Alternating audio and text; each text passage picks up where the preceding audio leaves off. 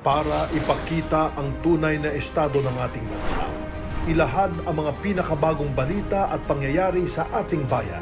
Ipaalam sa taong bayan ang katotohanan at ipaliwanag ang mga hakbang na ginagawa ng pamahalaan upang manatiling payapa at maiangat ang pamumuhay ng bawat Pilipino. Mula sa Pangulo ng Republika ng Pilipinas, Mayor Rodrigo Roa Duterte, ito ang Talk to the People.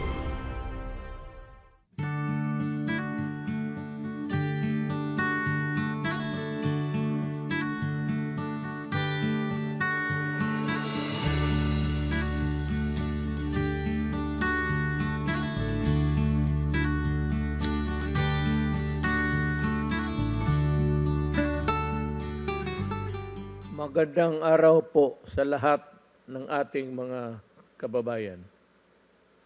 Thank you for joining us as we continue to bring you the latest updates concerning the government's pandemic response and shed light on the other equally important issues and concerns in our country today. The status of vaccinations. I am pleased to report to you that as of today, more than 20.3 million Filipinos, or 26% of the country's eligible population, have been fully vaccinated. Also, more than 23.6 million have already received at least their first dose. Overall, we have administered 44 million doses already around the country. Many cities, particularly in Metro Manila, Baguio, Cebu, Iloilo, and Davao, have already surpassed 50% vaccination of the target population. According to Secretary Galvez, we will get a total of at least 100 million doses by the end of October, which means that maybe we can expand the vaccination program to the general population and hopefully also our children within October. Also, we continue to ramp up our vaccination drive and are targeting to administer around a total of 55 million vaccines by October.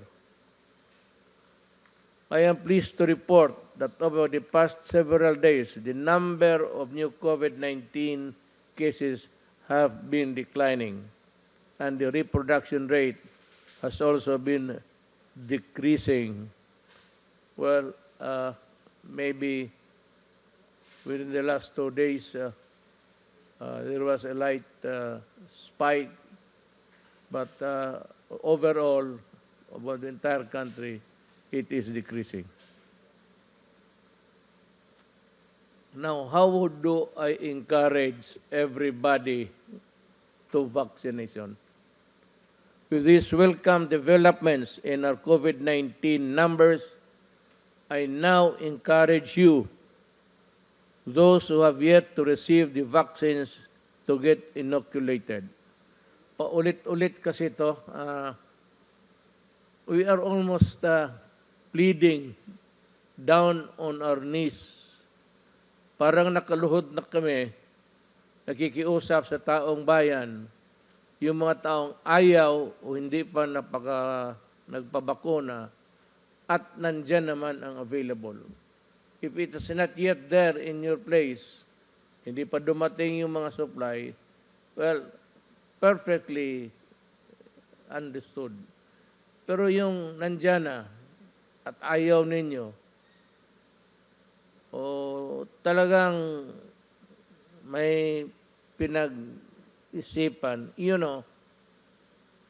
I do not want to advance this theory. But under the police power of the state, everybody can be compelled to be vaccinated. not because we do not believe in your theory or belief or your religion, but because you are a carrier and a danger to society. Yan ang problema dyan. It's between your belief, maybe, your religion. There is a division of, religion and state. Ngayon, sa ordinaryong mga araw, hindi naman nakikialam ang gobyerno. Ni minsan, government has no power to compel any religion, faith, or church to do a certain thing or not to do a certain thing. We can only cooperate. But itong police power of the state, nahahawain mo kapwa-tao mo, patayin mo, and maybe it would affect a large number of our people, then you are already a danger to society. And therefore, I said, contrary to the belief or opinion of others, opinion ko lang yan, can compel you under the police power of the state. Tama yan. Sa gobyerno, ayaw mong pagbakuna, umalis ka. Go out of government. Why? Because when you are with government, you face people. People transact business, official, audiences, or visits. Kung ikaw ang career, sabihin na ang reliyon mo o ang ayaw ng aming paniwala o I just don't believe it. Well, I'm sorry. Yung ganon, it is completely irrelevant to us in government. Mabutit magkaintindihan tayo niyan.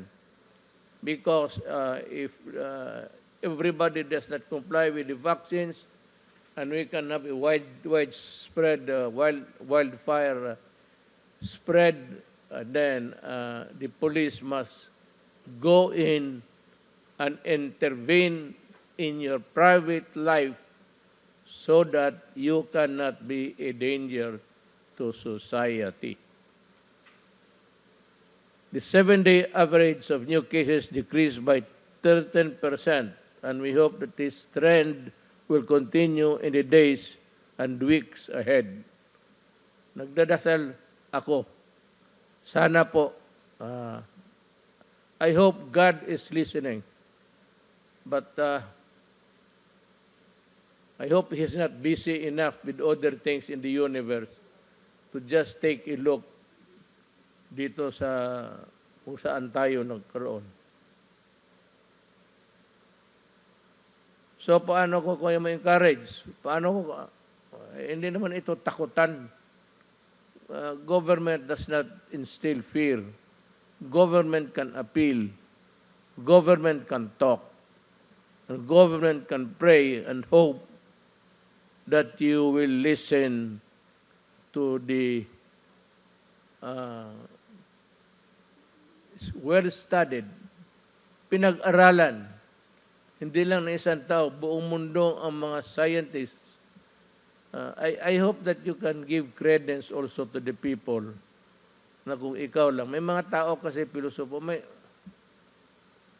well, this is not really to insult you, but may nakinig ako minsan sa TV, may no offense intended. Sabi mo, ayaw mo, hindi ka maniwala. When you're a doctor, actually, whether you are a specialist or just a practitioner, general, pagka-doktor ka, pati abogado, medyo may kabigatan yung salita natin. And if you are convincing enough in your arguments, people might just listen to you. And that could be a problem. Sana, kung ganito naman na ayaw mo, huwag ka na, tumahimik ka na lang, there's a you know, freedom of speech in our country. Hindi kami ano diyan. But sana naman you will go by the almost general trend all over the world na vaccination or to get vaccinated or inoculated is really the best defense for yourself and for your fellow men.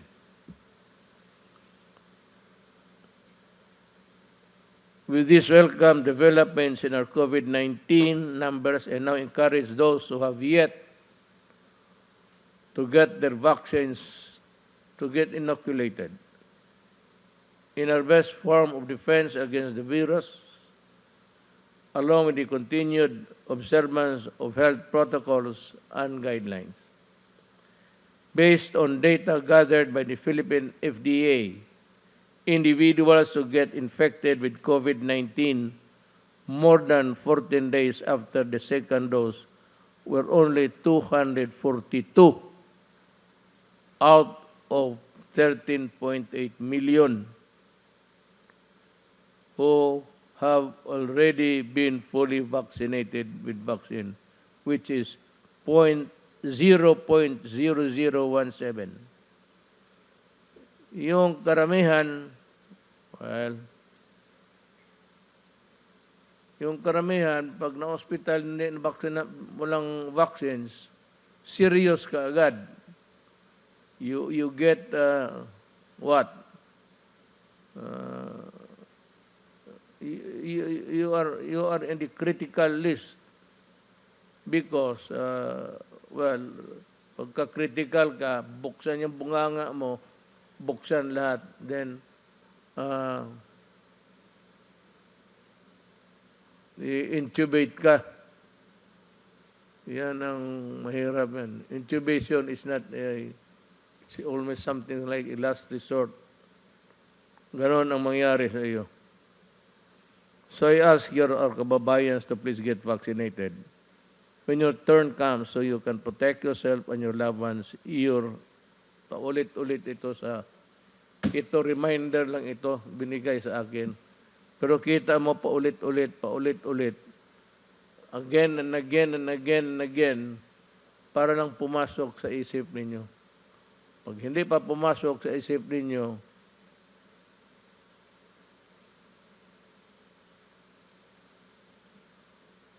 ito na naman, vaccination is also a step towards returning to normalcy so we can ease the restriction.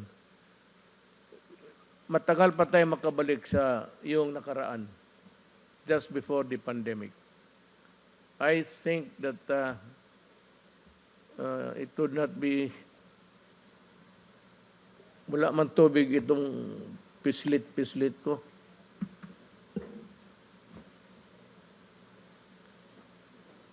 Uhaw siya. Where was I?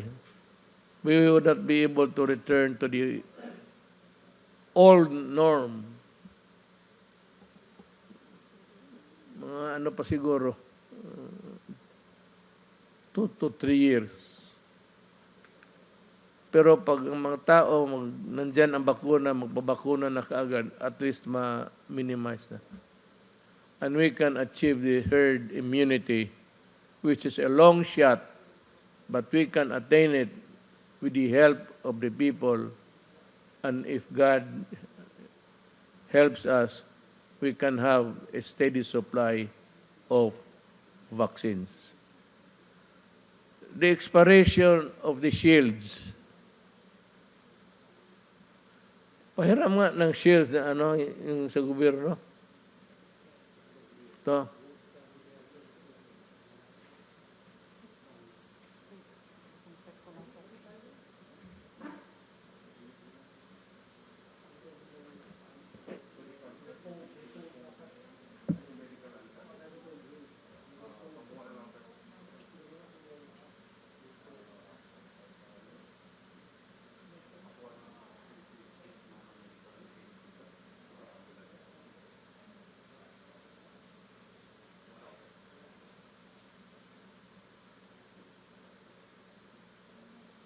Alam mo, may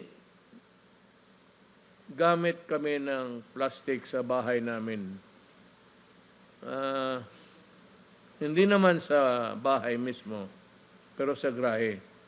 It was plastic. I really do not know where my my father got it. But yun ang ginamit niya kasi mahal man plastic na lang. Alam mo, sa totoo lang, hanggang ngayon ang plastic nandiyan pa. At kung titignan mong mabuti, pag sa harap mo doon sa kabila yung COVID, makikita mo pa. And that was about, my father died at the age of 56 in 1988. Nandiyan pa yung plastic, although scratches nandiyan. But after, siguro nakuha ng tatay ko mga 1992. Sa awa ng Diyos, yung plastic na yun, hindi medical grade yun. At hindi naman yung binili dahil sa pandemic. Expiration, mahirapan ako mag-ano ng medicina siguro. Pero itong makahiram lang ho ng plastic. Pare-pareho man lahat yan.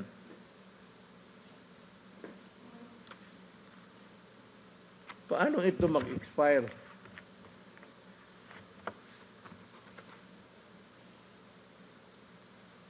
Unless abusuhin mo, itapon-tapon mo. Pero kung isuot mo lang at ilagay mo ng magandang pagkalagay, ganon, paano mag-expire yan? Well, mag-expire. But maybe in about, take about 10, 15 years, ayan, mag-expire yan dahil sa scratches. Pag-alaga, hindi sa pag-alaga. Eh, kung maalagaan mo lang yan, matagal yan. Talagang itong sila Gordon, obvious na wala nang ibang mahanap na pwedeng ibato ng issue against officials of the executive. Eh ako, I am not bothered at all. Sabi ni Gordon na yayanig ako. Gordon, kung alam mo lang ang buhay ko, yours must be a gilded life kasi anak ka ng mayaman.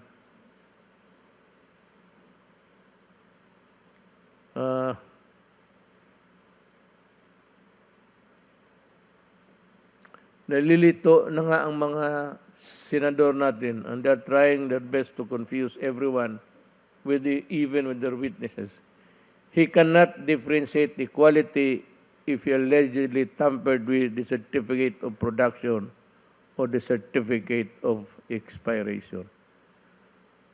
Kasi kung mayroong production, there must be also an expiration date. Kagaya ng medisina.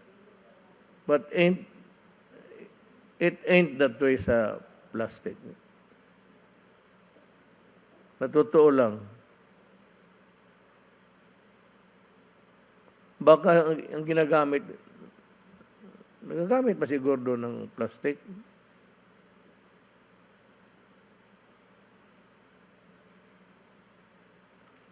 At this juncture, may ask Secretary Duque. Secretary, itong suot ko, papa-expire mo din para bakit pinapasuot mo sa akin? Kung yung binigay ninyo mag-expire, bakit mo binigay sa akin? Mamatay na lang ako, nandiyan pa yung plastic. Pakiulit nga sa mga it's a redundant story for you. Well, it's because the senators have a hard time, let me use the best term for that, comprehending all that is about this whole thing of Senate hearing. Pakiano, sir.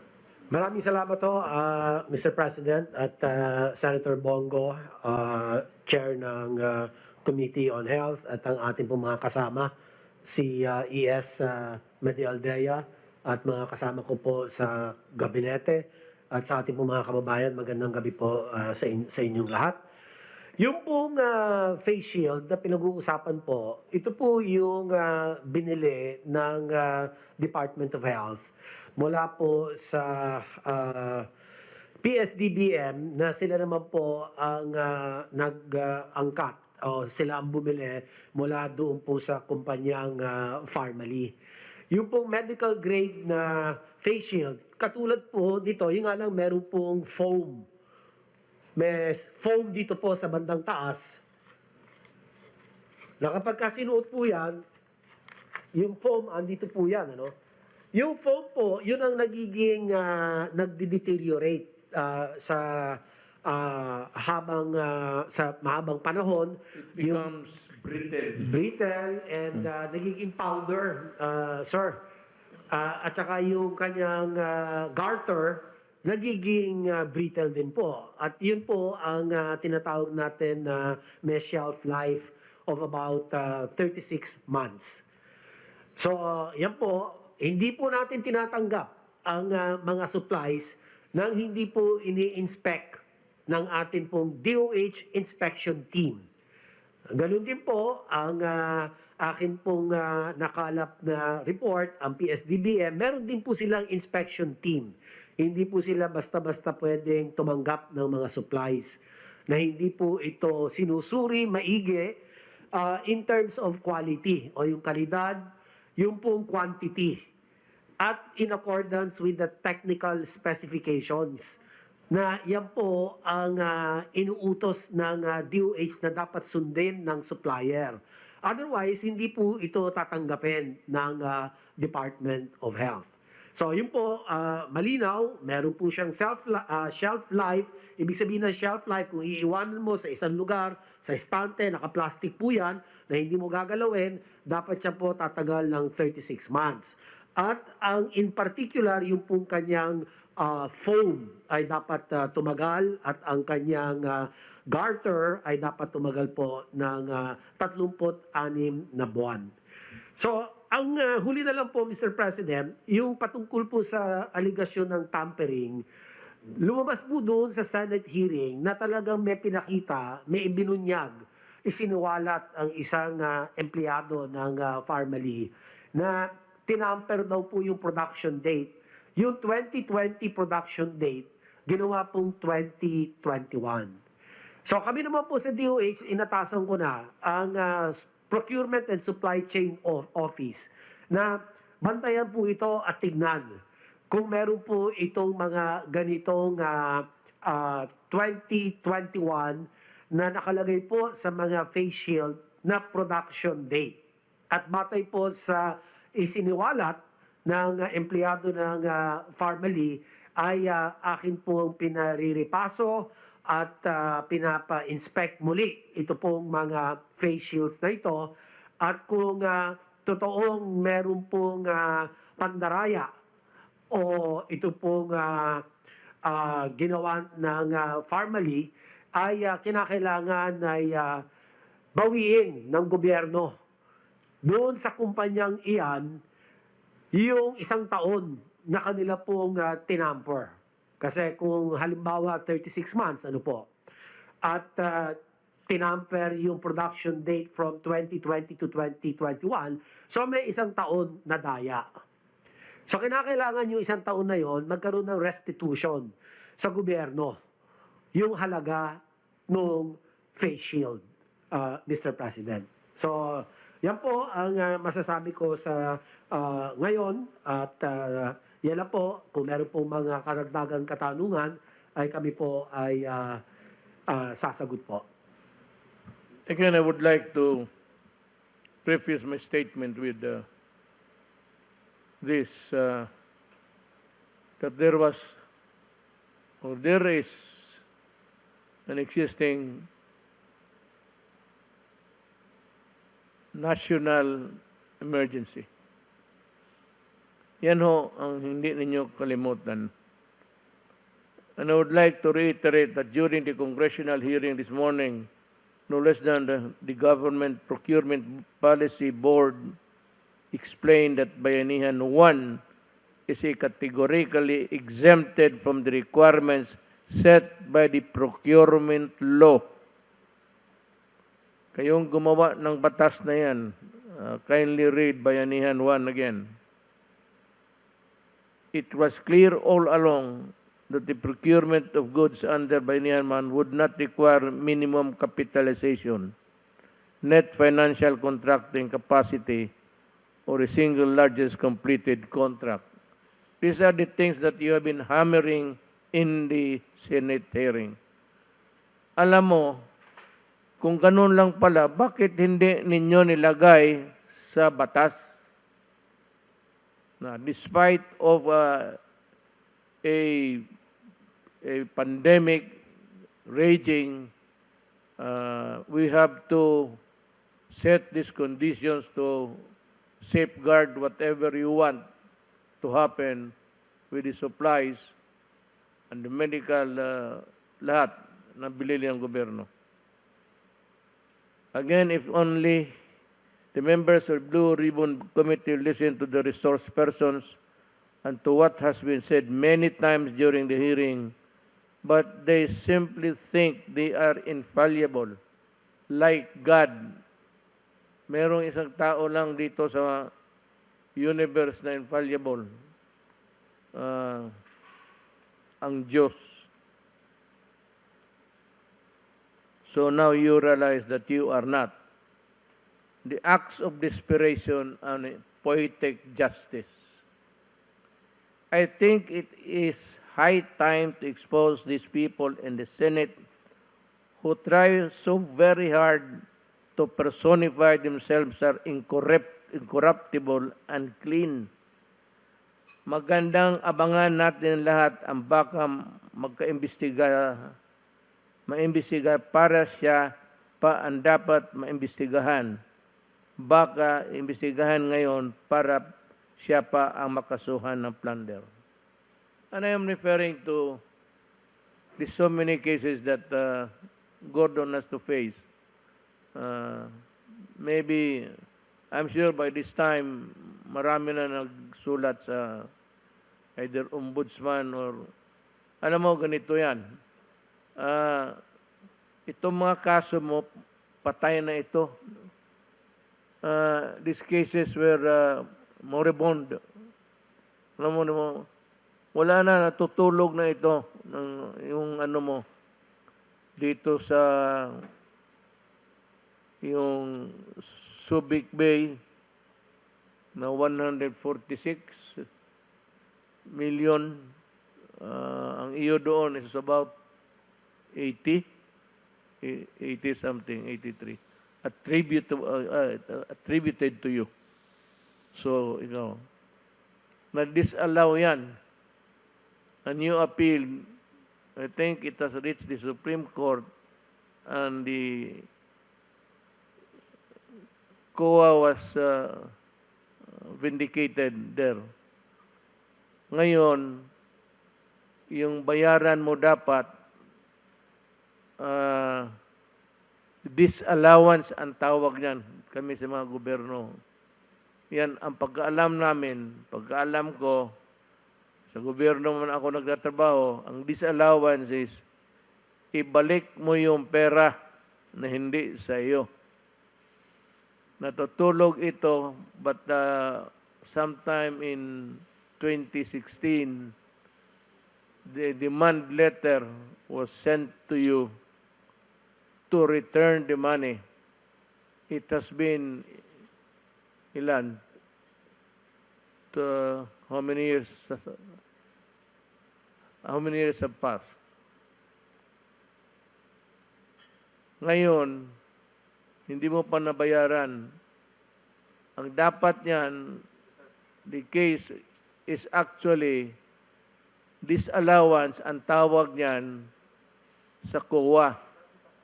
Pag hindi mo nabayaran, within the period demanded of you, then it becomes your personal liability and the case go to the ombudsman for, ang tawag niyan, malversation. You malverse the money. I mean, there could be other nomenclature of that or disallowance. But to me, pag nag-disallow, tapos napunta yan sa ombudsman, kasi doon talaga dapat mapunta yan, that is malversation to me, in my book.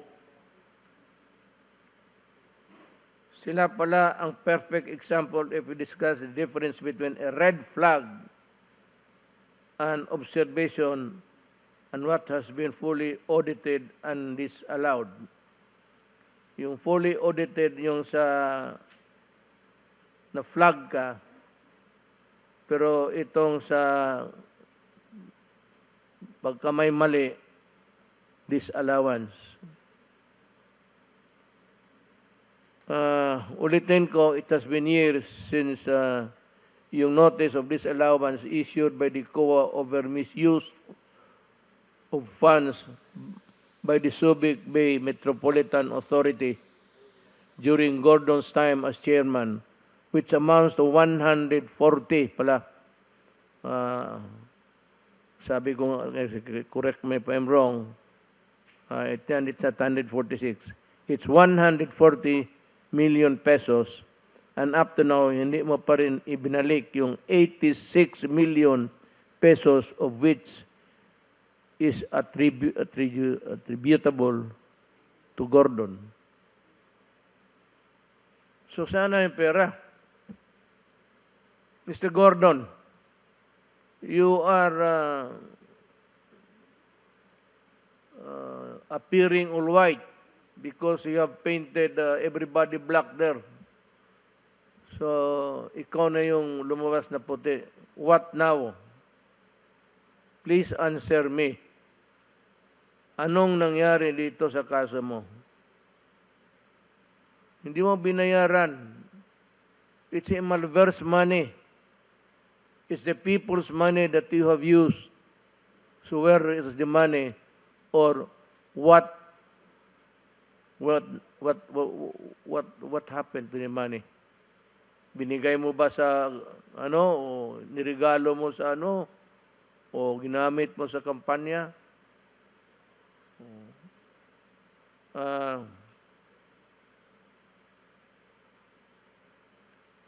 I am now asking the Solicitor General to formally ask COA to act on the disallowance and remind them of their constitutional duty to collect the 140 million pesos as stated in the demand letter of SBMA Chairperson and Administrator Isma, dated August of this year, which was sent via registered mail. And this has been duly sustained by the Supreme Court as final and executory. Yung demanda mo, inapila mo pala sa Korte yun, sa Korte Suprema. What happened was that natalo ka, and the verdict is final and executory na. So no appeal, no nothing, except for you to pay. That is the civil side of it. Yung binayarin, sa uli mo yung pera, that is your civil liability. But there is another component of that, the civil liability and your criminal liability. Yung criminal liability mo, yung mobilization. Tapos may muka ka pa na magsabi sa tao, gusto mong tumakbo ng anong posisyon na naisip mo, lahat ng ambulansya ng Red Cross, nakaplastada yung muka mo. Ako hindi naman sa Mr. Gordon, you can ask anybody in Davao. Kung meron ako niyan, may tao magsabi meron ako niyan, mag-resign ako pagka-presidente bukas. Yan ang delikadesa. Mr. Gordon, yan ang classic case of delicadeza.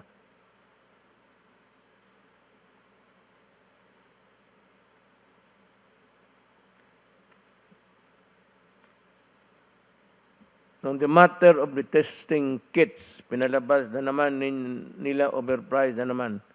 Hindi naman yan ang titigilan. Pero I know that you can answer this considering the situation, capacity.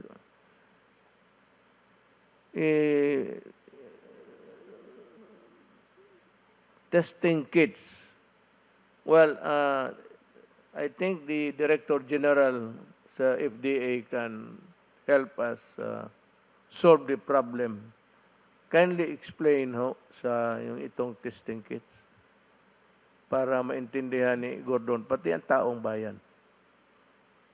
Yes, sir. Meron po akong konting papakita ng mga testing kit po natin. Andali lang. Yes, sir. Pina-check po natin yung mga testing kits natin, no, na mga nag-register sa FDA po starting noong March 2020. Yun po kasing una na nag-register. At ito po yung mga kits na mga pinaka-common na binibili po at ginagamit. Ito pong nucleic acid test ng Shanghai Gene Diagnostics. Yun pong shelf life talaga nila dahil nga mga bagong kits ito, 6 months lamang. Yun pong pangalawa, ito po ay galing din pong China, Beijing Applied Biologics, 6 months din po. At yung C-Gene na yung pinakauna po na Korean kit na na-approve sa atin, medyo mahaba-haba po, 8 months yung kanya pong shelf life. Kasi nga po, mga bagong diagnostic kits ito at bago po yung teknolohiya, kaya wala naman po silang experience ng matagal, kaya may ikli po talaga ang shelf life ng kits ng panahon na yon. Ito pong SD biosensor, ito na po yung pinakamahabang nakita namin, no? 12 months po yung kanyang shelf life. Pero yung pinakamadalas pong gamitan, itong Sansure, ito po nasa gitna. Karamihan po ng mga private labs, kahit po yung Philippine Red Cross, yan po ang ginagamit yung Sansure. At ang 6 months din po talaga ang shelf life ng kit na yan. At ito rin po, isa sa mga nabili rin po ng DOH, yung A-Star Fortitude. 6 months din po ang ano na yan, ang shelf life talaga ng kit na yan. Ito pong susunod naman po yung primer design, yung GeneSig, mga March din po yan na register, 6 months din.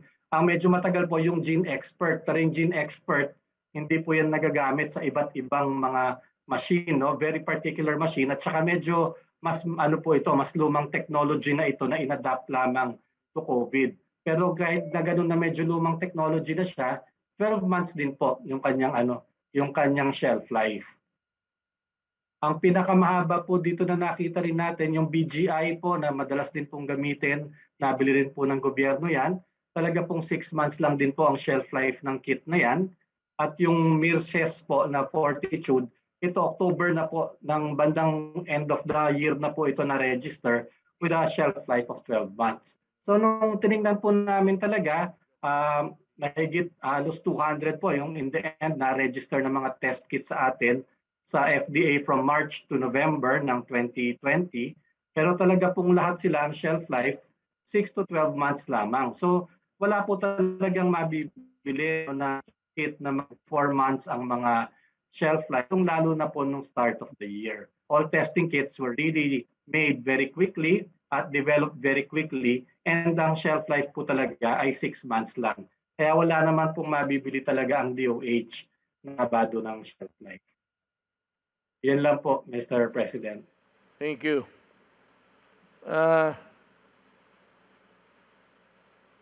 Itong may isa pa akong resource person na gusto kong lumabas. I would like to backtrack. Mag-backtrack na ako.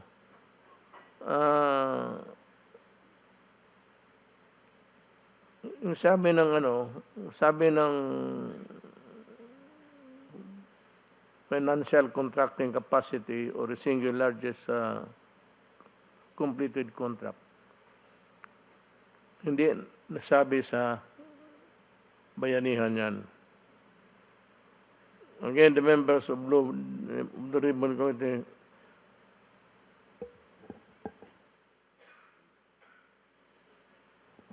COVID na ako. Hindi kasi nag-face hindi mag-mask. Pati lahat yan sa panel, magka-COVID yan. Just to drive home the point, kasi yung witness nila, nawala, yung nawala, yung auditor, nag-testify, testigos yun ni Gordon. Siya ata yung kanyang initiative to invite as a resource person yung isang auditor. Pero witness niya, when he was asked sa lower house in a hearing of the same subject matter, kung nandyan yung si kay Congressman Marcoleta, nandiyan kayo.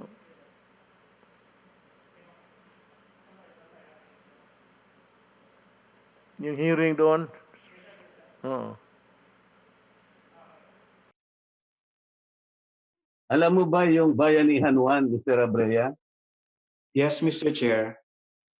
Nung ba sa Bayanihan 1, nire-require na kailangan yung supplier, tanungin mo kung saan nanggaling ang kanyang pera?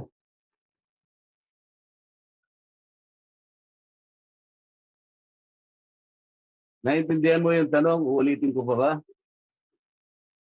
Kung alam mo yung Bayanihan 1, nire-require ba ng Bayanihan 1 na yung supplier, bago siya makapag-supply, kinakailangan mataas ang kanyang capitalization o kaya kailangan i-prove niya sa'yo kung saan nanggaling ang kanyang capitalization.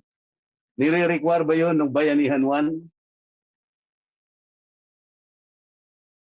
Mr. Chair, kasama po siya sa basic due diligence, Mr. Chair. Hindi mo sinasagot ang tanong ko eh. Kung alam mo yung Bayanihan 1, dapat alam mo na walang nire-require doon kung anong minimum capitalization. At dapat alam mo rin na hindi tinatanong doon kung saan kinuha yung pera na ginamit sa kapital. Yun ang tinatanong ko sa iyo. Paano mo ngayon sasabihin na due diligence? Wala namang requirement ang Bayanihan 1. Saan mo ibabatay ngayon yung panukat mo o yung standard mo, yung batayan mo na walang due diligence? Mr. Chair, ang due diligence po is basic principle po ng pag-iingat para po masigurado natin na may kapasidad ang kahit sino mang kumpanya o individual na makikipag-transaction po tayo, Mr. Chair. Abogado ka ba, Mr. Abrea? Hindi po, Mr. Chair. CPA po, Mr. Chair. O CPA ka? Yung due diligence, maraming klase yan. Merong necessary diligence, merong proper diligence, may ordinary diligence, merong extraordinary diligence. Alam mo ba yun? Yes, Mr. Chair. Ngayon, kabisado mo yung Article 1163 ng Civil Code. Alam mo ba yun? Hindi po, Mr. Chair. Hindi ko po kabisado. Sasabihin ko sa'yo para malaman mo. Sa Article 1163 ng New Civil Code of the Philippines, binabanggit dyan yung diligence of a good father of the family. Ito yung ordinary diligence. Ito yung walang requirement sa batas kung anong gagawin mo. Katulad ng Bayanihan 1. Hindi nire-require ang minimum capitalization dyan. Hindi rin nire-require na hanapin mo pa kung saan galing ang pera nila. Ang ginawa ng PSDBM, kahit walang ganong requirement, nagtanong pa rin. Ordinary diligence ang ginawa niya. Dapat pinasalamatan mo sila. Because kahit hindi na kailangan, ginawa pa rin nila. Did you understand? Opo, Mr. Chair. Okay. So anong batayan mo na sinabi mong walang due diligence kasi hindi tinanong kung saan ang galing ang kanilang pera? Eh hindi naman nire-require ng batas yun. Yun po Saan mo kasi ang itinatay? Kasi Yun po. tinawag ka nilang expert witness. Ang expert witness, maski na sa regular court, ay tinatanggap sapagkat ang sasabihin mo ay talagang makatutulong. Beyond the understanding of the regular court, makatutulong ka talaga. Ngayon, nag-testify ka as an expert witness. Naghahanap ka ng due diligence. Yung batayan, hindi mo alam. Wala ka palang batayan eh. Sinasabi ko sa iyo ngayon that Bayanihan 1, including the emergency procurement under PSDBM, the negotiated contract, do not require minimum capitalization. Those rules do not require also that you will have to ask where the money came from. Then there is no basis for you to judge and pass judgment on whether their action came from due diligence or not. Ang sinasabi mo, Mr. Abrea, kinakalculate ko lang, ay yung traditional na ginagawa under normal circumstances. Halimbawa, yung public bidding during ordinary circumstances. Kailangan talaga yung tinatawag na net financing contracting capacity. Kailangan din yung SLCC na sinasabi. Ito yung single largest completed contract. But this is under the circumstances of ordinary public bidding. We are not under ordinary public bidding. We are under a public emergency. This country has been placed under national calamity for 3 times. Did you consider that when you testified before the Senate Duribon Committee? Yes, Did you Mr. consider that? Yes, Mr. Chair. Oh, when you consider that, paano mo ngayong sasabihin na walang due diligence? What is the basis? Ganito na lang para maintindihan mo, Mr. Abrea.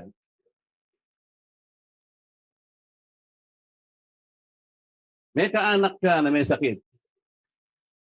Palagay na nating medyo delikado ang kanyang kalagayan. Sabi ng doktor sa'yo, Mr. Abrea, gumawa ka na ng paraan. Kailangan mahanap mo itong gamot na ito. Magmadali kayo, oras ang kalaban natin.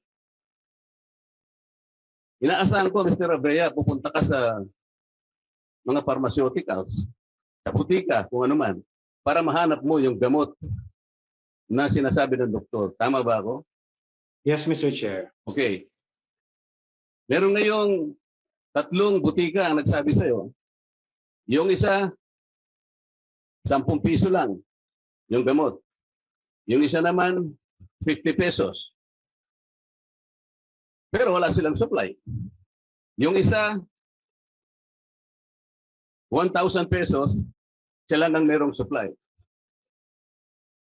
Anong gagawin mo, Mr. Abrea? Naghahanap ka ng gamot at naghahabol ka ng panahon. Because you are trying to save life. Yung kaanak mo. What will you do? Bibili po ako, Mr. Chair, dun sa may supply, Mr. Chair. Yung 1,000 pesos. Kahit na yung kalaban niya, 10 pesos and 20 pesos lang. Because they don't have the supply at the time you needed most. That particular drug. Tama? Tama po, Mr. Chair. Tama ka talaga.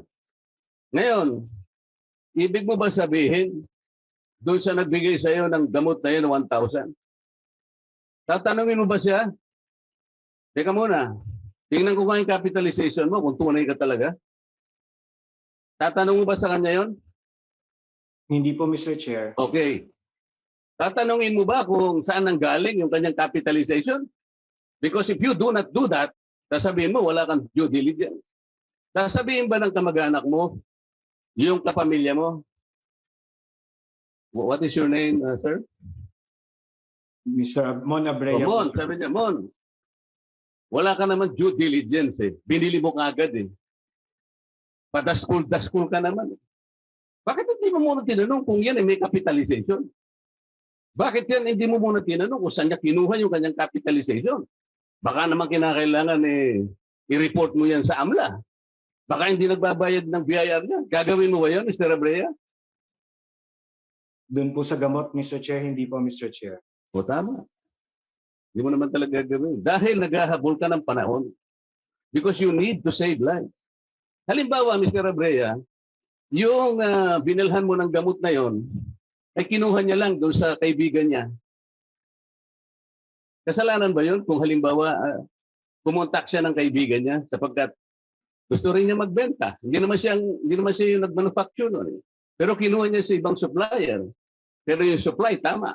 Yun ang sinabi ng doktor. Mali ba yung ginawa ng supplier, Mr. Abrea? Sa tingin ko po, hindi naman po, Mr. Chair. O yun. Ngayon ko lang tumama, Mr. Abrea. Ang sinasabi natin dito, hindi tama na husgahan mo sa pamamagitan ng financial statement. Titingnan mo ang maraming bagay. Ano bang panahon natin? Di ba peligroso tayo? Di ba tayan ba ako para sabihin walang due diligence? Dahil hindi ba tinanong ng PSDBM kung saan niya kinuha yung pera? Kung nanghiram siya ng pera, wala ng due diligence? Hindi ba pinag-uusapan natin kung sinong nakapag-deliver? Kagaya nung halimbawa natin, yung nakapag-deliver sa'yo, yung pangatlo, medyo mahal nga lang, pero nagkataon siyang may supply. At nag-aabubuhay yung kamag-anak mo. Kukwestiyonin ba ng pamilya mo sapagkat hindi ka man lang kanya nagtanong. Sino ba yung binilhan mo na yun? Tinanong mo yun kung maraming utang yun? Tinanong mo ba yung kanyang stockholders kung mga may criminal records sa mga yan? Gagawin mo ba yun, Mr. Abrea? Hindi po, Mr. Chair. Salamat po, Mr. Chair. Wala na po kita tanong sa kanya. Well, that completes the story of yung witness nila na hindi na bumalik. Apparently, the witness dovetailed the questions and the answers which Congressman Marcolita wanted to come out from his mouth. Lumabas yung totoo. At baru yung totoo nagsasabi, hindi na wala na. After that, nawala. Hindi na makita.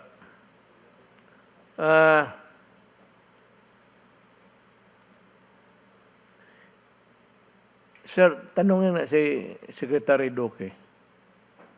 Yung investigation ba ng PRC, yung false negative, false positive nila, may resulta ba?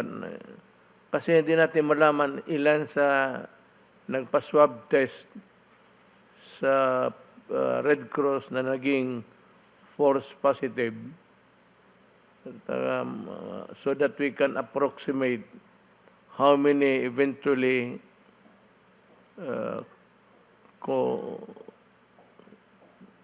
contracted the disease because of the false finding. Do you have a copy of this investigation being conducted by the PRC? Or were you given at least a rundown of what's happening there? Well, Mr. President, yung pong preliminary report po sa akin ay yung sa PRC Logistics and Training Center sa Subic. Ito po yung sumuri ng mga nasopharyngeal swab. Ito po sa throat at saka sa may ilong. Yung 49 out of 49, lumalabas po na nag-positive. So 100%, lahat. No exception, lahat nag-positive.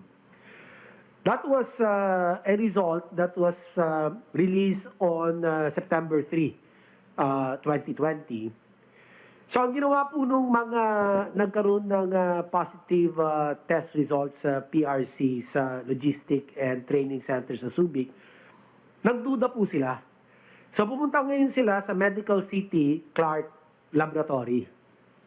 At doon po, September 6, nagpa-swab ulit sila, nasopharyngeal and oropharyngeal swab. At lumalabas, out of the 49, 5 po ang nag-positive lamang. So 10% lang po compared sa 100% sa kabila. Ngayon po, kasalukuyan ay iniimbestigahan po ng Research Institute for Tropical Medicine at meron po silang report na lalabas pa lang, makukumpleto ang kanilang investigation, Mr. President, by October 8. So antayin lang po natin dahil medyo masalimuot po yung proseso ng kanila pong investigation. Dahil kinakailangan po rito, highly technical po ang proseso. At 4 po ang mga hakbang na kanila pong ginagawa. Yung number 1, yung pagriripaso po ng mga laboratory records noong pong mga ginawang testing ng PRC at sinisiguro po nila kung tama yung testing protocol, kung nasunod ho ba talaga yung proseso. Pangalawa po ay yung paglilipaso ng tinatawag na case investigation reports. Dito po ay biniverifika yung exposure, yung symptoms, at mga iba pa po mga relevant clinical and epidemiological information.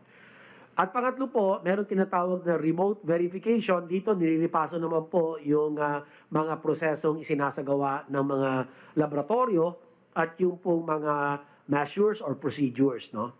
At pang-apat po, pinakahuli yung troubleshooting proficiency test panel to all concerned laboratories. Dito po, bine-verify yung pong kakayanan ng mga laboratorio na talagang tama ang kanila pong pagtukoy nung presensya ng tinatawag na SARS-CoV-2 viral RNA at titingnan po nila ng talagang masusing pamamaraan yung detection system na ginagamit po nung laboratory. Dalawa po kasing laboratory pinag-uusapan natin dito, yung PRC po, na kung saan lumabas 100% ng positive yung mga healthcare workers, at yung isa po sa the Medical City Clark, yun din po ay tinitignan ng RITM. So Mr. President, yan lang po ang aking masasabi sa ngayon.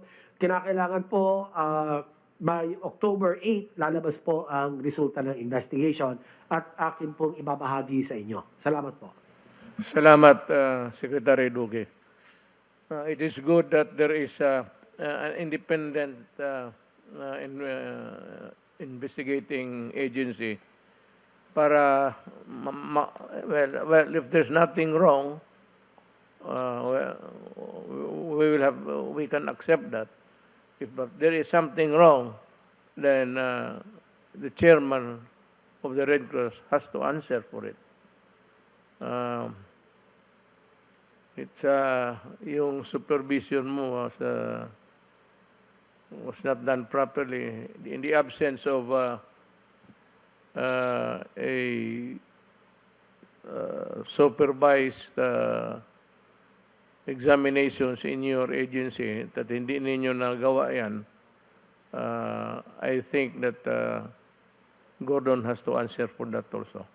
Now I want to focus on my attention on what appears to be an intimidation of resource persons during the Blue Ribbon Committee. Dahil ba hindi ninyo nakuha ang sagot na gusto ninyong marinig sa isang resource person, inikulong ninyo at gusto pa ninyong ipalipat na sa Pasay City Jail. Nandoon na nga ngayon. You really had him transferred in the Pasay City Jail. Now, let me just shoot the breeze with you, the senators. Kaya ba kayo nag-iimbestiga to find out the truth? So because if the truth is already there with you, what's the use of looking for an answer in an investigation? Magtatanong kayo. Kung ayaw ninyo yung sagot, magagalit kayo. Tapos you threaten, we will cite you in contempt. And we can detain you forever. Is that how a civilized Congress works? Takutan ba ito? Kaya nag-iimbestiga ka kasi gusto mong malaman na yung sagot ng tao hindi sang-ayon sa alam mo na ang totoo. Then do not blame him because that is his truth. You just cannot assume altogether that he is lying. That would be a cockeyed view of what a hearing should be. Kaya ka nag-imbestiga, kumukuha ka ng sagot. Bakit ka makipagdebate at ang sabihin mo nagsisinungaling siya? So therefore, may sariling answer ka na. You have already in yourself the answer because every time the resource person answers and it does not fit the thing or the solution in your mind, you threaten them and actually you did actually detain them in the Pasay City Jail. So kung may alam ka na, bakit ka makipag-away? Bakit mo pa ipakulong isang tao na alam mo na pala ang sagot? Bakit ka pa mag-imbestiga? If you are trying to ferret out the truth, you wait until everybody has testified. So diyan mo na makuha ang the whole picture kung ano talaga ang nangyari. You do not do it by a piecemeal hearing. And every time you ask a question and you have a preconceived notion of what is the correct answer, you get mad and threaten them with imprisonment. Akala ko ba ayaw ng mga taong Pilipinas ng Marcelo? Tignan mo yung ginagawa ng Senado ngayon. It is just more than a Marcelo. Moti pa Marcelo, dali ka pa doon sa korte ng military, or at least it's a court, before you were held before a military or a civilian, as they wanted it to be at that time. But at least there is a court hearing, and the person accused is afforded the right to be heard. Yan ang importante dyan. So, ang human rights, gusto kong marinig kung ano ninyong sinasabi. The Constitution really provides that no person shall be deprived of life, liberty, or property without due process of law. Is there a due process of law if you already have the preconceived answer, and if it does not dovetail your frame of mind, you send him to jail?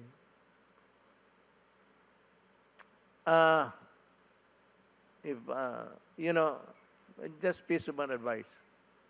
I think sino yung tao na sabi ko nga, durugin na ninyo Yung parmalin, durugin na ninyo.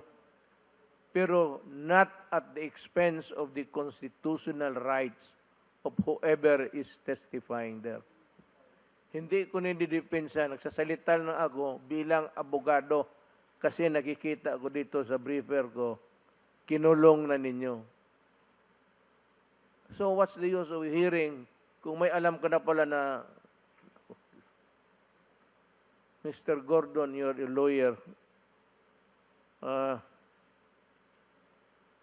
do not try to be a lawyer and not a despot. You are not the king of Congress. Please do it for the sake of you, your family, and for the country. So, bago ako magtapos, marami na akong nadaldal.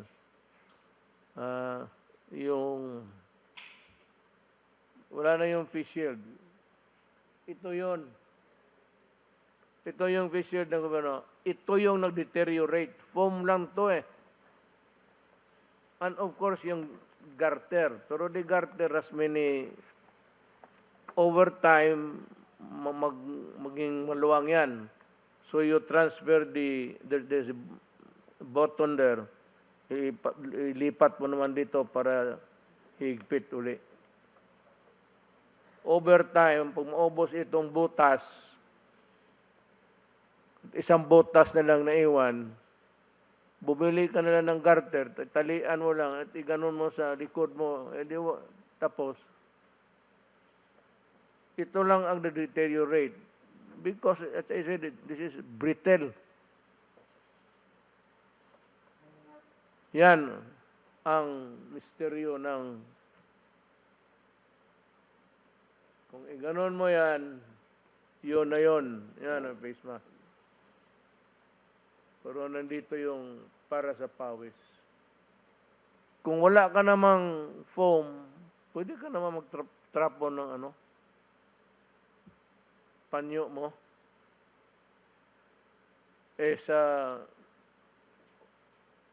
Nakita ko sa sine sa operating room, ang pahid ng pawis ng surgeon yung tatrabaho, yung nurse. Ito lang ang Actually, ang mag-ano niyan, yung foam, marami kang makitang foam ngayon. Guntingin mo lang. Nag-ilagay mo ng paste, yun na yun. If that is really what you're talking about the product. How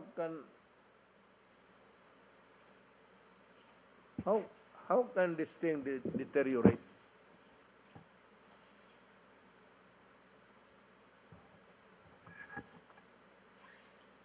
Improper handling of abuse in the use of the masisira talaga. Kung mayroon itong ilagay mo lang yan dyan.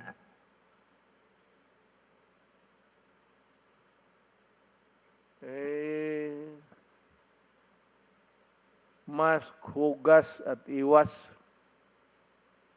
Iwas ng wag lumapit.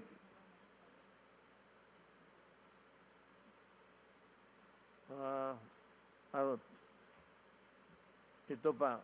Ito para kay Gordon lang rin. May I ask the senators if it is true that the hallmarks, H-I-L-M-A-R-C, may S, is it true that Hillmark is the contractor of the new Senate building being constructed? Is this the same Hillmark contractor that built the Iloilo Convention Center and the Makati City Hall building, too, that the Senate also investigated during the last administration?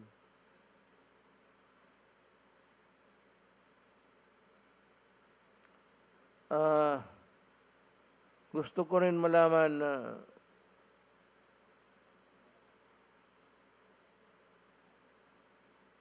sa iyo, Mr. Gordon, yung dalawang building, paki-report na rin sa tao. The reason why the people are also interested in the investigation, in the audit, is gusto ng tao buksan ninyo ang libro para makita kung saan tumakbo yung pera. Yan ang gusto ng tao. Hindi na masyado sila sa audit-audit. Nakakalito yan sa ordinaryong tao. Kaya ako ngayon, hindi naman ako CPA. Ba't kung sabihin, buksan mo ang libro para malaman ng tao. Maraming salamat, Senyor Gordon. Sunod, let me give you a run. I'll bring you through the people who are here to testify. Si Secretary Doque, Secretary Lorenzana, Secretary Galvez. Then we have Secretary Roque, we have Secretary Nograles, we have Chairman Abalos, Secretary Panelo, then tapos na, nag-testify na si Domingo, Secretary. Ngayon yung iba, si Secretary Medaldia, I think Secretary Dison will have something to say also. So I will call Secretary Delphine Lorenzana to talk. Magandang gabi po, Mr. President, Senator Bong, Executive Secretary, and ang mga kasama kong mga lingkod bayan. Magandang gabi din po sa inyo. Ito po aking ulat ngayon, Mr. President, ay ang mga ginagawa ng Crisis Action Plan Groups na ating ginawa mga 8 weeks na nakakaraan. Okay, ang community subcluster ng Mr. President ay nakapagpatupad ng alert level system sa NCR at granular lockdown sa 2,221 houses, 8 commercial establishments at paaralan, 27 residential establishment at buildings, 34 streets, 13 villages o subdivisions, 19 blocks at 14 settlements. Nagpatuloy sa pag-hire ng mga contact tracers sa buong bansa na kasalukuyang nasa 127,326 katao. Next slide please. Napabilis ng pagsasagawa ng contact tracing mula 26,245 noong nakaraang linggo, tumaas sa 29,250. Ang suspect at probable cases ang na-trace, na-assess at na-isolate sa loob ng 24 oras. Samantala, 16,908 naman ang confirmed cases na agarang na-trace at na-isolate para sa kabuuang bilang na 132,358. Napahusay ng ating testing capacity kung saan mula 19,382, 19,382,245 nakaraang linggo ay tumaas sa 19,532,532,516 ang kabuuang bilang ng mga individual na na-test mula noong nakaraang taon. Next slide please. Nakapagdagdag ng mga COVID-19 dedicated beds para tugunan ang patuloy na pagdami ng mga COVID-19 cases. Sa kasalukuyan, meron ng mahigit na 150,000 na kama para sa mga pasyente sa 9,106 pasilidad sa buong bansa. Mula 34% noong nakaraang linggo, bumaba ang occupancy rate sa 32.78%. Nakapagtatag ng COVID Task Force sa 81 provinces, 146 cities at 1,484 municipalities. nakapagtatag ng isolation units sa 81 provinces, 144 cities at 1,451 municipalities. Nakapag-organisa ng mga health information centers sa 78 probinsya, 144 na syudad at 1,463 munisipalidad. Next slide, please. At mahigpit na pinatupad ang minimum public health standards. Sa kabila nito, nakakalungkot na may karagdagang 262,391 na kaso ng paglabag sa linggong ito para sa kabuuang bilang na 2,350,438. 114,247 naman ang mga naharang sa checkpoints para sa kabuuang bilang na 142,991, habang 1,379 ang unauthorized persons outside residence o UPORs para sa 18,136 kabuuang bilang nito. Nagpalabas din ang DSWD ng Memorandum Circular No. 11 ukol sa guidelines on the provision of family food packs in support of affected families due to declaration of granular lockdowns bilang pagkahanda sakaling palawigin pa ang pagdeklara ng granular lockdown. Next slide, please. Ilang magandang balita naman, Mr. President, mula sa ating health facility subclusters. Bumaba ang ating healthcare utilization rate mula sa 71% noong nakaraang linggo sa 68% ngayong linggo. 1% ang naibaba sa ICU beds at 3% naman sa ward beds, subalit tumaas ng 1% ang mga nagamit na isolated beds. Nakapagdagdag ng mga licensed hospital beds sa nakalaan para sa COVID-19 mula 38.5% sa 30.57% o napakaliit lang po, 0.07% ngayong linggo increase. Mula 4,349 naging 4,426 ang bilang ng ICU beds.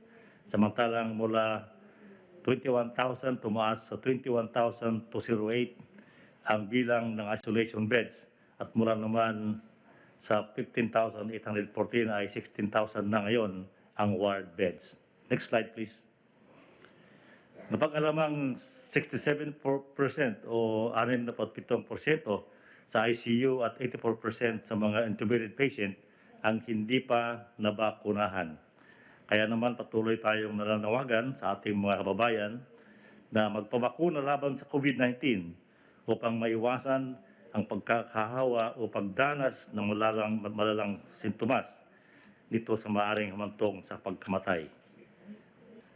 Patuloy nating titiyak na may kasapat na healthcare professionals na kumakalinga sa mga COVID-19 patients mula 9,363 o 91.88% ay nasa 9,672 na or 94.84% ang na-hire sa kasalukuyan.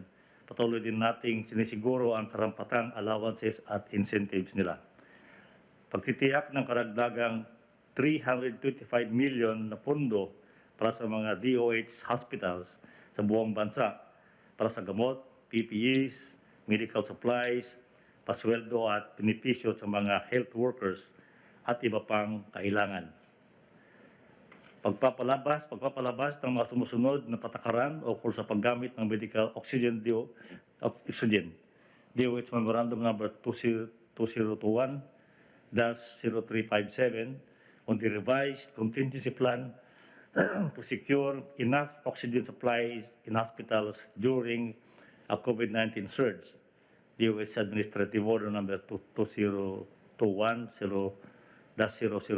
on COVID-19 surge response plan for health facilities.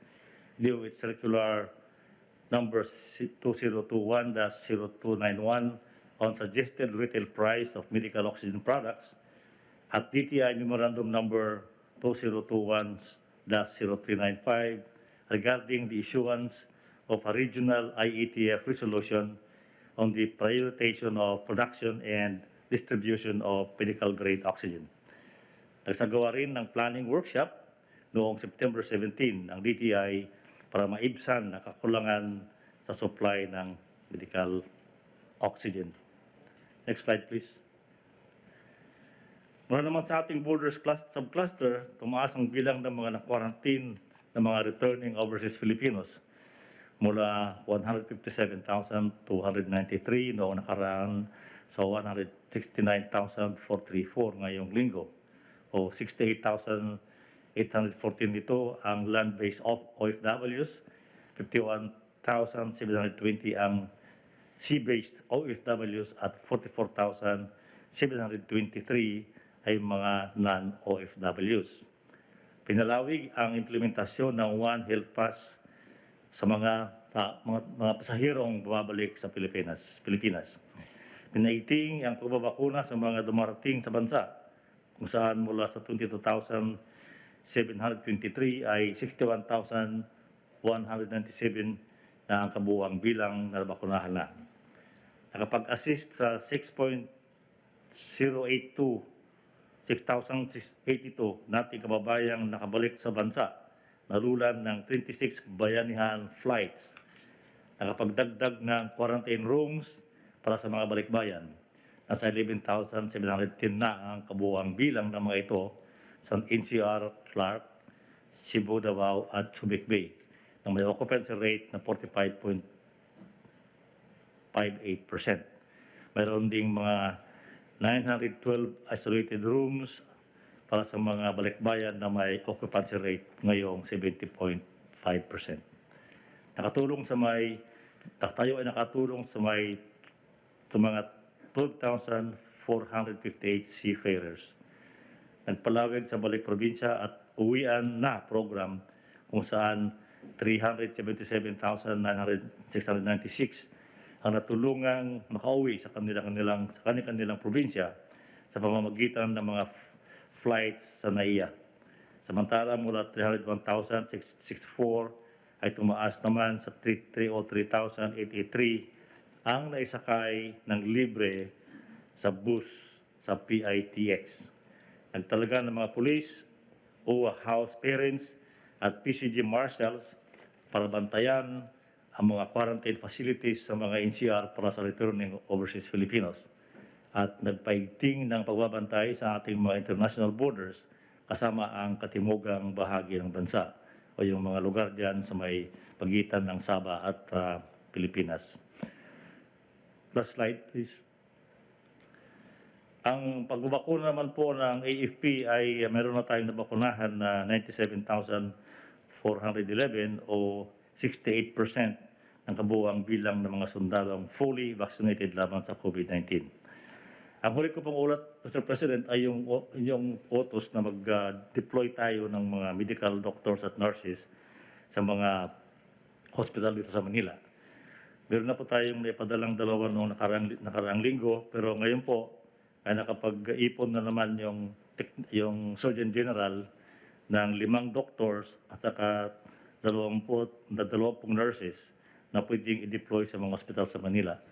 Ang Surgeon General po, Mr. President, ay nakikipag-ugnayan na sa DOH para malaman nila kung saan i-deploy ito. Sila na pong bahala. At saka gagawa pa po ng memorandum of agreement between the AFP, Surgeon General at ang DOH. Yun po ang ulat ko ngayong gabi, Mr. President. Salamat po.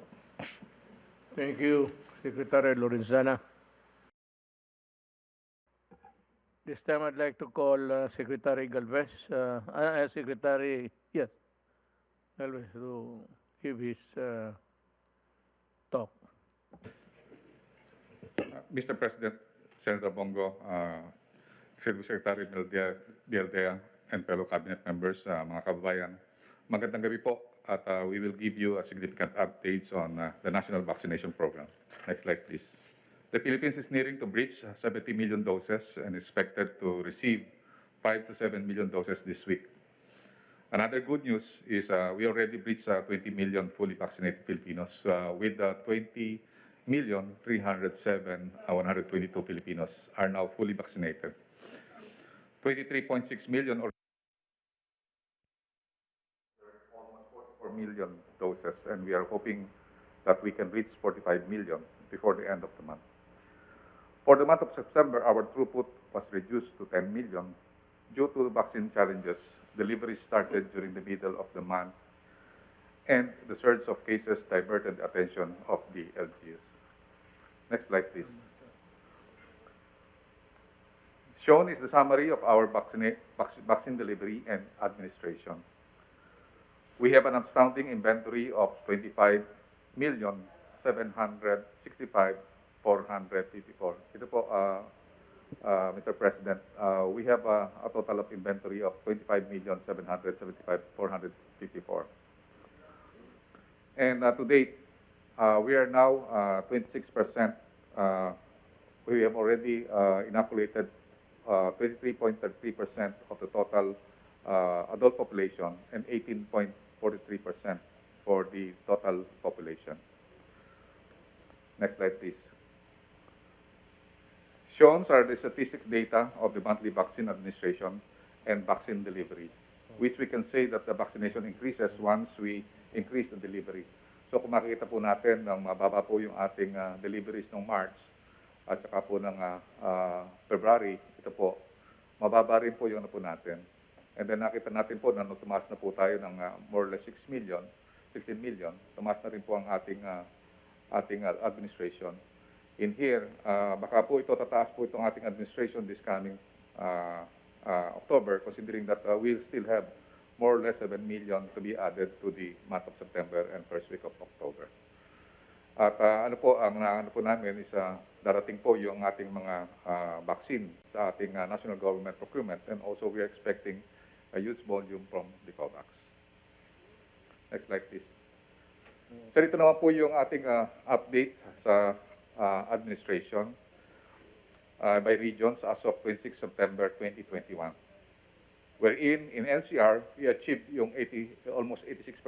Ito po, mataas na po tayo ng first dose, and then yung percentage ng fully vaccinated is 71.86 na po. At nakikita po natin na ang Region 11, Region 4A, Region 3, Region 7 ay humahabol na po. Dati po ito, mga 20% pa lang po ito. Ngayon po 31%, and then also tumataas na rin po yung percentage ng fully vaccinated. Humahabol na rin po ang Region 6 at saka yung Region 10. Then, i-discuss ko po mamaya po, Mr. President, yung mga different major cities kung ilan na po ang kanilang percentages. Next slide, please. Sir, kung makita po natin, ito po ang Manila. 89% po yung covered at least individual first dose. So, 89.96%. Ito pong Iloilo City, sir, umabol po ito. Nung nagkaroon po ng surges, ay binigyan po natin ng maraming volume. Ito po ngayon po ay 87.06%. So, lagi po natin kausap si Mayor Treñas at ang kanyang fully vaccinated ay mahabol na rin po na 62.05. Ganon din po yung area na po ng Metro Cebu, mataas po ang kanilang vaccination rate, considering also na napakataas ng kanilang cases. Nagkaroon po tayo ng policy ng focus and expand. Kasama po ang NCR plus 6 at saka NCR plus 8. Kasama po sila sa ating priority. At nakita po natin na ang Mandawi City, 65.89%. Yung Lapu-Lapu, 55%, at saka yung Cebu, 50%. So nakita po natin na mataas na po, humahabol na po sa NCR. At nakita rin po pati yung Davao City na binigyan po natin din ng mga priority ng mga volumes. Ito na po, at meron na po siyang 54%. At meron po siyang 35% na fully vaccinated na po. Ganon din po ang Cagayan de Oro at ganon din po ang Zambales. So ang Cagayan de Oro po ay 48% na po ang first dose, and then 34% ang second dose. Next slide, please. Tingnan po natin yung area ng Region 4A at saka Region 3. Nakita po natin yung Bataan, tumaas na rin po ng 49.23% ng kanilang first dose at 28% sa kanilang second dose. Cavite, tumataas na rin po, almost 40%. And then ito pong Batangas, 33%. And then itong Pampanga, 33%, and then Laguna, Bulacan, 33%, and then Rizal, 33%. Mostly, karamihan po sa kanila ay nasa taas po ng 23% ang kanilang mga percentages. Next slide, please. So ano po ang gagawin po natin sa target natin this coming October 2021? Ito po ang pinaka-target po natin na we will ramp up our deliveries na at least maka-reach po tayo ng 100 million by the end of the month so that we can open up more vaccination for other sectors like the children and the adolescent. And ito po ang ating na target na we will administer at least 55 million plus doses. So pwede pa po ito umakyat pagka nagkaroon po tayo ng mataas na capacity sa ating mga LGUs at ating mga PCTs. Ang ating din po target is by the end of the month, mag-80% na po na fully vaccinated ang NCR kasi nagsa-second dosing na po sila. Kaya po nila po yun. And other key cities to raise the vaccination to 50 fully vaccinated by the end of yung mga major cities natin na NCR plus 8, NCR plus 6.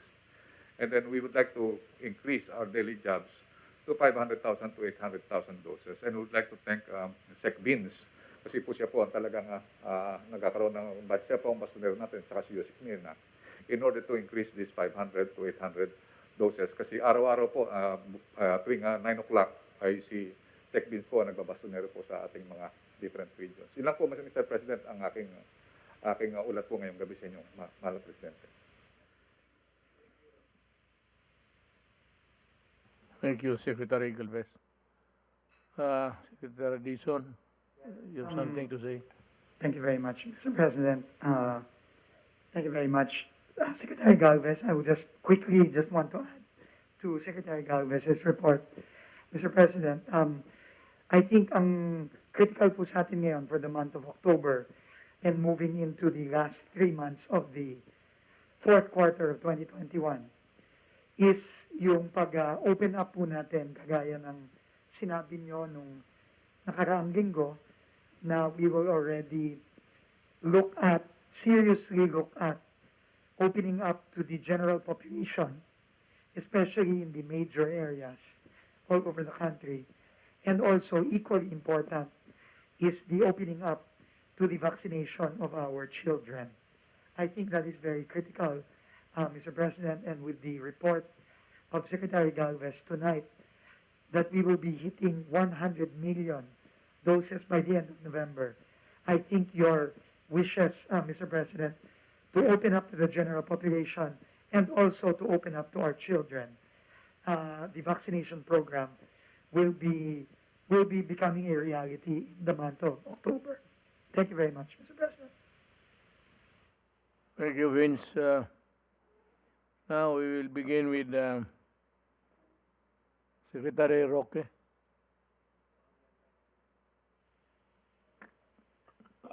Bago po yung aking prepared na presentation, ay isa-summarize ko lang po uli kung anong nangyayari sa Pharmaly, no? Dahil importante po na maintindihan ng taong bayan kung ano na po ang napatunayan sa Senado, no?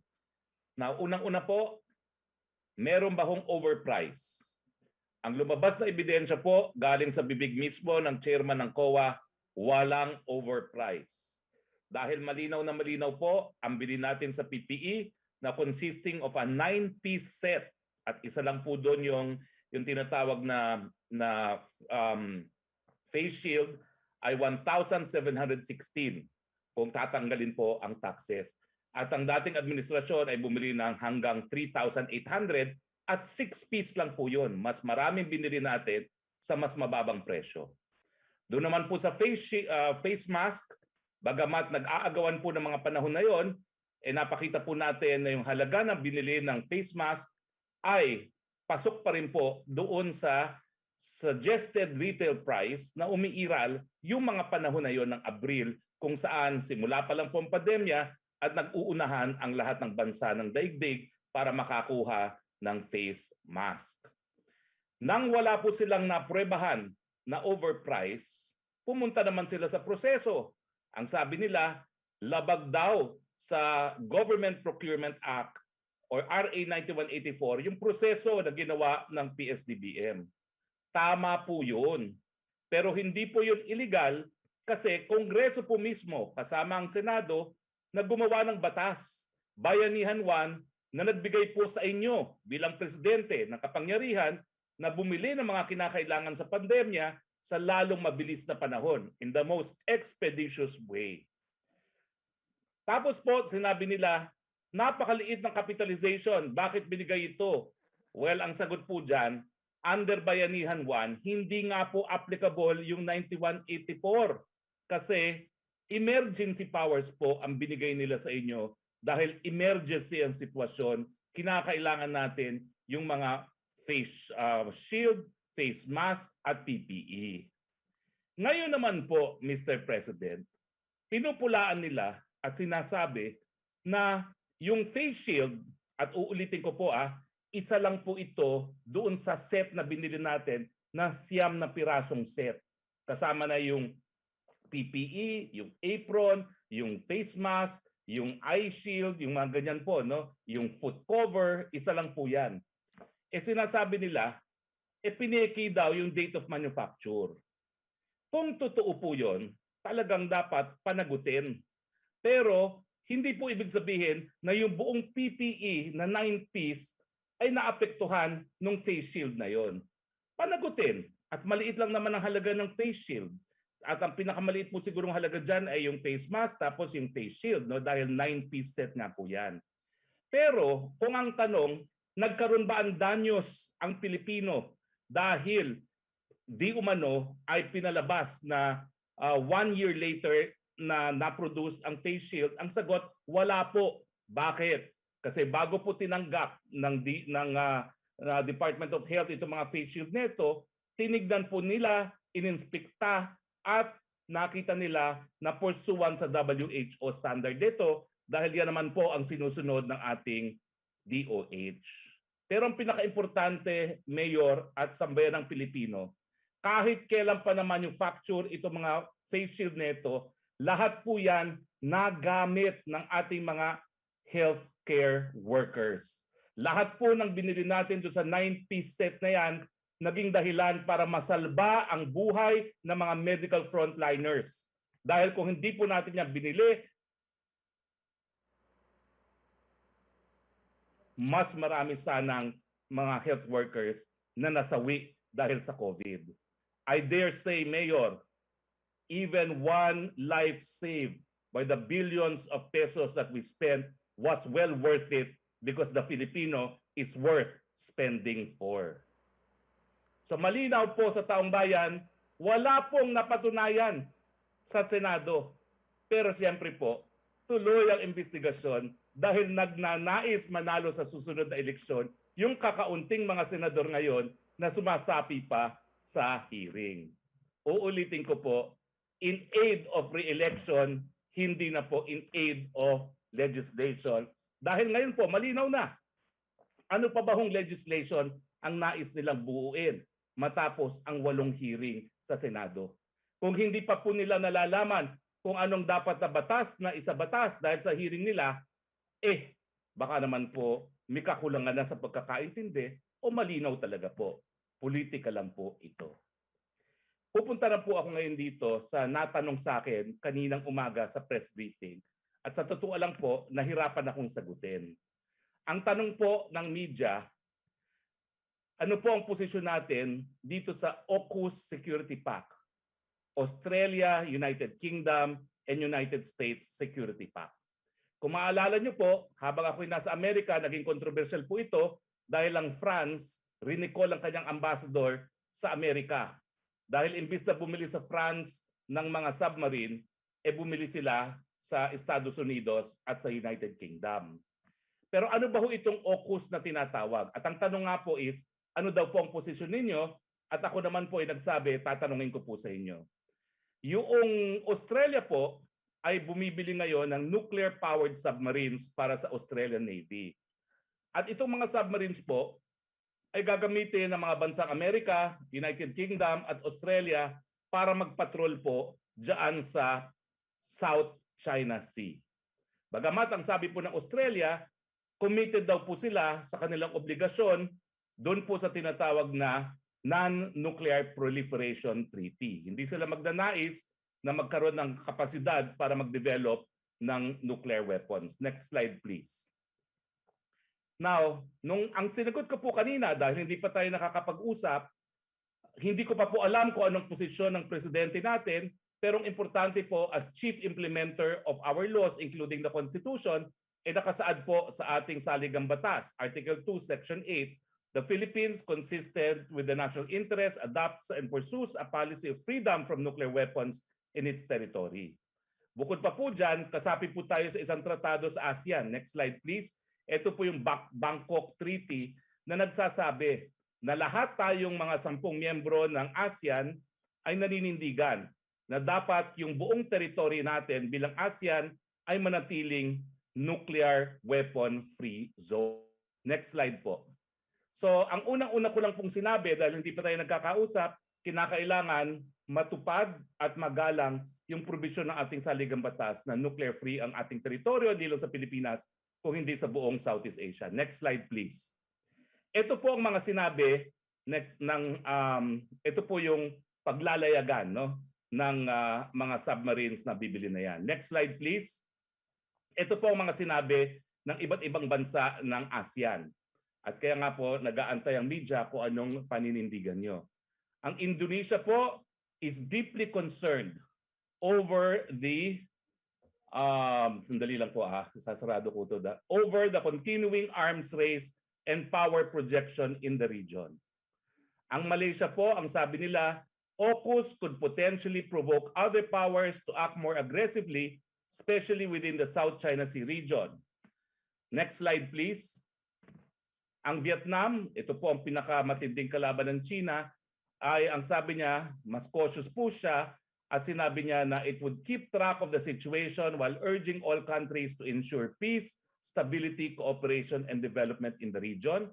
At ang Singapore naman po, it hoped that AUKUS would contribute constructively to the peace and stability of the region and complement the regional architecture. So, malinaw po dun sa mga nabasa ko na karamihan po ng mga bansa sa Southeast Asia ay concerned dun sa dalawang bagay na mas matitindi po yung magiging hidwaan at pangalawa po ay importante po na hindi magkaroon ng kumbaga arms race sa rehiyon, no? Maraming salamat po, Mayor. Salamat, Secretary Roque. I'd like to call Secretary Nograles the speaker. Secretary Nograles.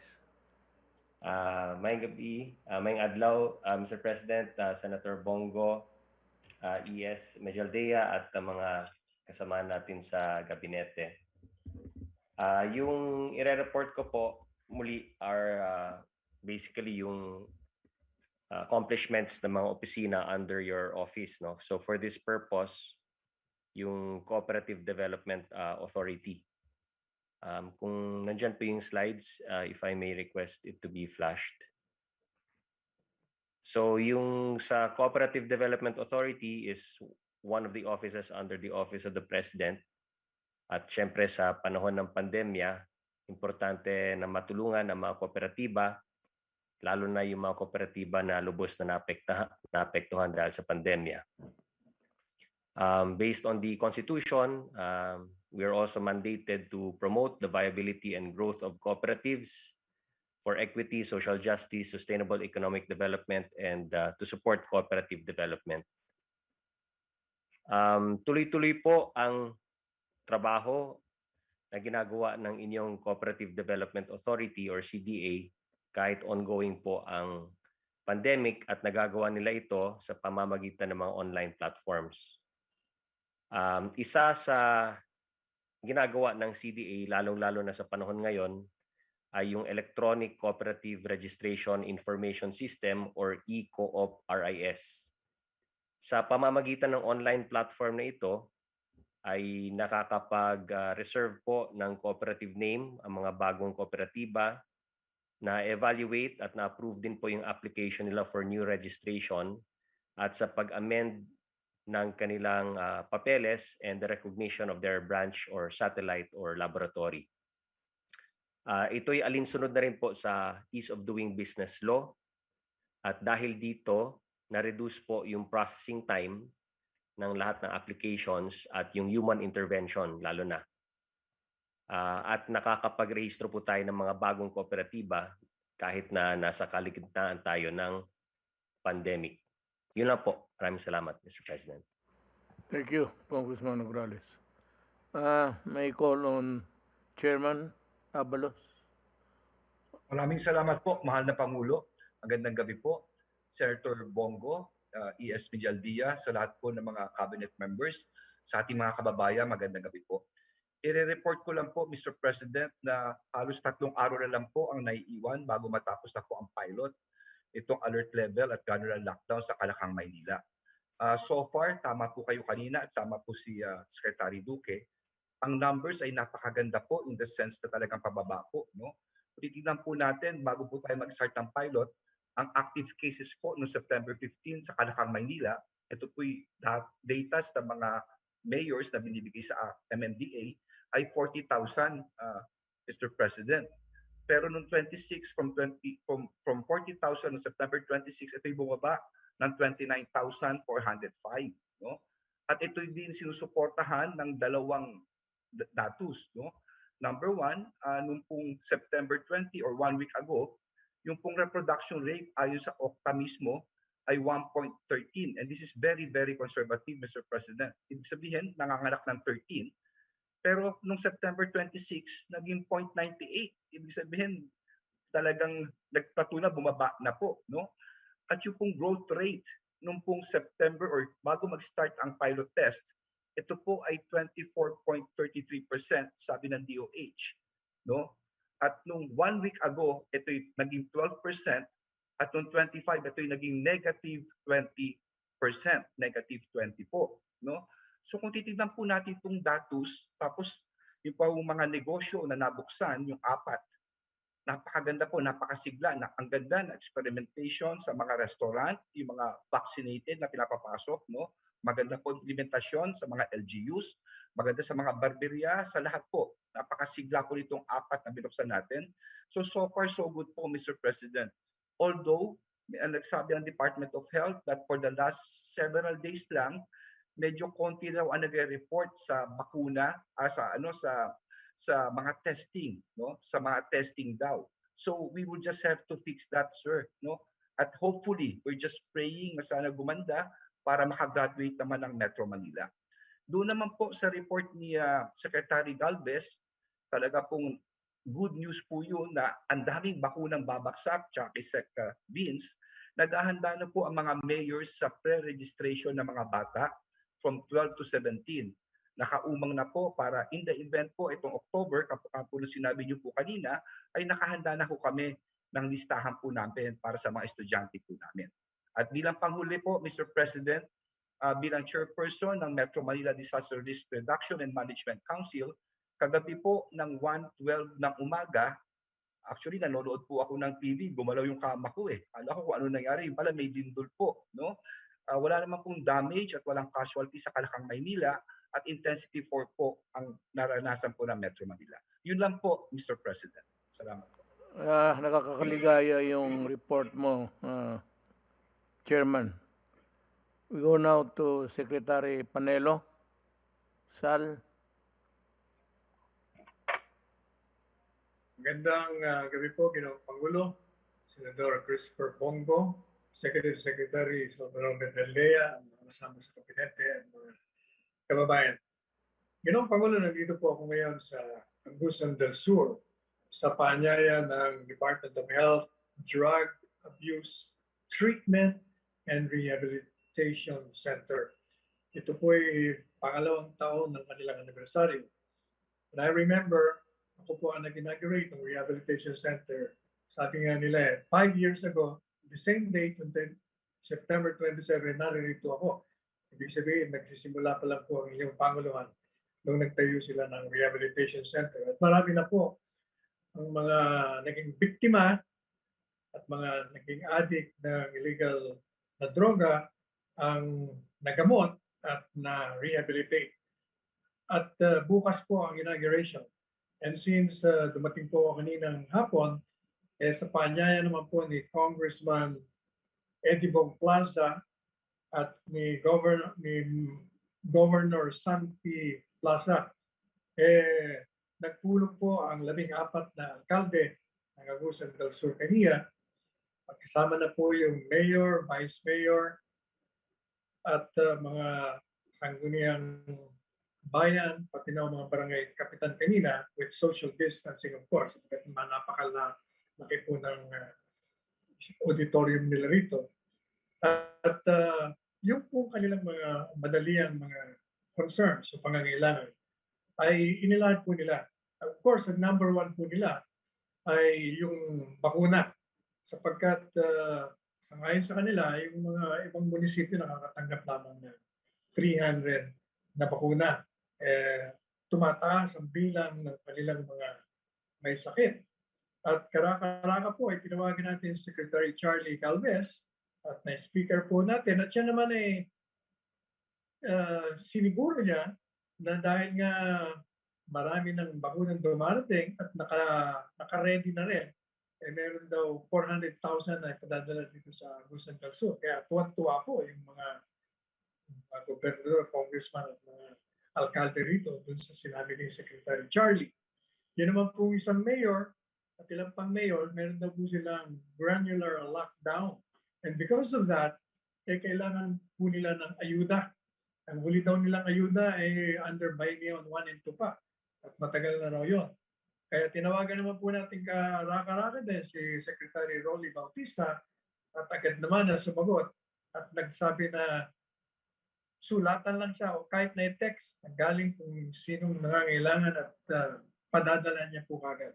Kaya tuwan-tuwa na naman po yung mga alkalde. Meron naman isa pong concern na napakahalaga din, kaugnay din ito sa health, sapagkat kailangan daw po nila nakikiusap Secretary Pinkoy Duque, kaya ako tinatawagan natin kanina, na kailangan daw po nila emergency ng 14 na doktor. At yung nurses naman daw, as many as DOH can give them, dahil kailangan na kailangan nila. Kaya sabi ko, ipararating ko po kay Secretary Duque, and I'm sure he's listening now, he knows. Now, gusto rin po nilang iparating sa inyo during kaninang nakausap po yung mga alkalde. Humingi po sila sa inyo, Ginoong Pangulo, ng guidance. Sapagkat gusto raw po nilang malaman kung sino raw ba ang talagang susuportahan nila na presidente sapagkat nag-aantay po sila sa inyo, Ginoong Pangulo. Bigyan niyo raw po sila ng guidance. Sabi ko po sa kanila, maghintay sa October 8, yung last day. Pero sabi nga po nila, mas gusto nila sana magbigyan niyo na sila ng guidance sapagkat talagang gusto na po nila na malaman. Now, pagdating naman po, tinanong ko naman doon sa Senate investigation na ginagawa, alam po ninyo, ang kanilang impression, talagang pinupolitika lamang at naniniwala sila dun sa mga paliwanag na naririnig po nila dito sa Tell the People.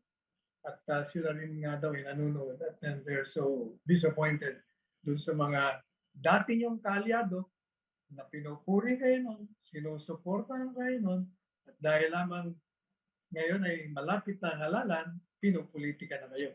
So, yun po ang gusto lang ipaabot sa inyo. Is that all? Okay ka na? Yeah, yun lang po. Yun lang po. Gusto mo, bumalik tayo kay Gordon. Baka may makita ang Supreme Court na pagkakamali. Talagang marami marami akong nakita as a lawyer.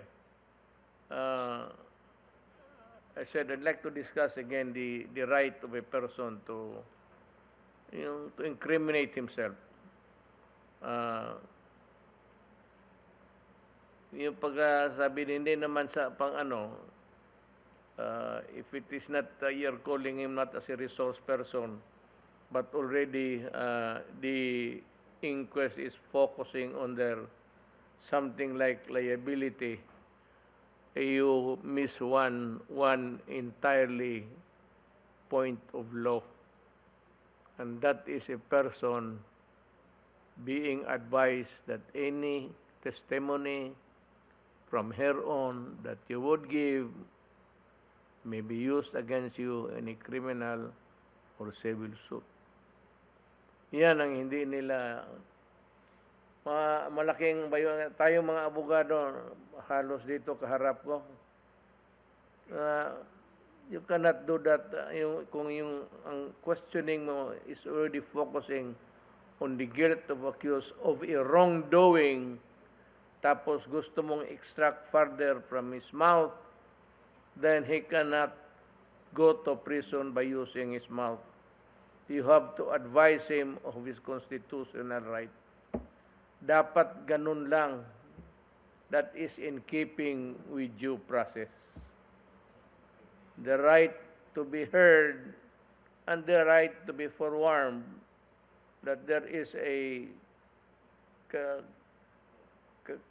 criminal case cropping up by your testimony because ang iyong investigation is not already from using the resource person as an information platform, but already placing him in jeopardy. Yan ang pati ito si Torrens, si Atty. Topacio, hindi ito susurrender. Dikitan ninyo yung mga kaso ni Gordon hanggang eleksyon, hindi mananalo si Gordon. Sigurado yan. Especially if you can file the proper case on time. Yung ano lang niya, yung final and executory, yung disallowance. Disallowance is, when the notice of disallowance is simply, you return the money. But the other side of the picture is that you have committed, because you malverse the money, you can go to prison. So the other side of that is really malversation. Dikitan ninyo yan at hindi abot ng election time yan si Gordon. And if the entire story is narrated to the people, then I'm sure that mata sa mata. Parang ganun. So, it is not good to be... mas maganda mo yung palabas mo sa publiko na tigas ka, marunong ka, and that you are very proficient in the English language. Wala tayong ano dyan, kaduda-duda. At saka yung cutting the testimony when he is already about to explain everything, i-cut mo, then you introduce the theory and just saying, right? Is that right? Is that correct? So you want your theory being dovetailed by the narration of the witness, which is a bad strategy for a lawyer. Hindi siguro ito kasi na, I don't know if he has appeared in court si Gordon. Pero maraming lapses siya dyan. And it will, in the end, discredit him. Maraming salamat sa pagtangkilig ninyo mga kapatid kong Pilipino at sa muli natin pagkita. Kung hindi pa kami ma-COVID, tang inang COVID na yan. Thank you.